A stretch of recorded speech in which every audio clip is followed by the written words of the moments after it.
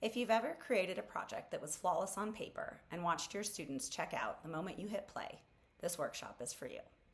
I'm Kaylee Reed. For over 20 years, I've been doing project-based learning with kids, starting in a classroom setting and eventually turning it into the blueprint for a summer day camp that has served over 10,000 children.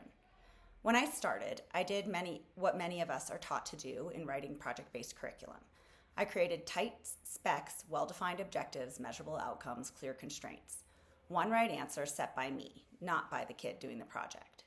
I thought the more defined the outcomes, the more engaged a child would be because they'd have a clear goal. Then COVID hit, and our camp went virtual. Suddenly, I was talking to children scattered across their bedrooms, kids who had 100 distractions within arm's reach and could just walk away at any moment. Without meaning to, we'd landed ourselves in an engagement lab. If a kid wasn't truly engaged, we knew it immediately because they would just leave. That forced us to get serious fast about what actually creates engagement.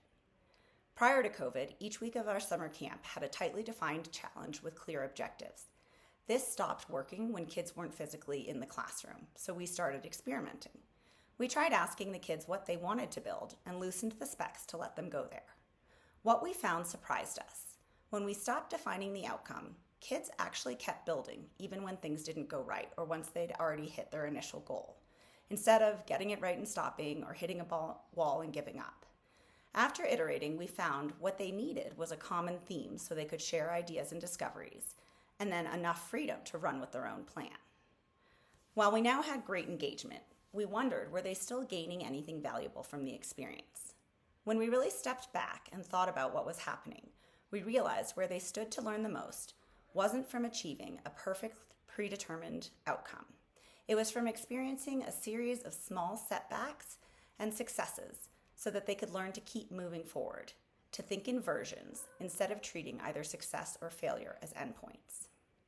We realized what we'd gotten wrong at first was assuming that tight specs were what pushed kids to grow. What actually creates that growth is what we've come to call productive struggle. A kid has an idea, tries to bring it to life, hits a snag, adjusts, tries again. That struggle builds a growth mindset, but only if a kid stays engaged long enough to work through it. Loosen the constraints in a purposeful way, and you create the conditions for a child to engage in productive struggle.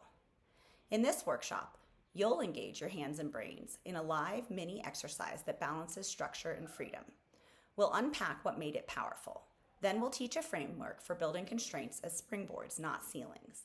It's not a total lack of structure, but a very purposeful way of designing a learning experience to create productive struggle, the kind that leads to real transferable growth. Participants will leave having designed a project of their own to take back to their classrooms.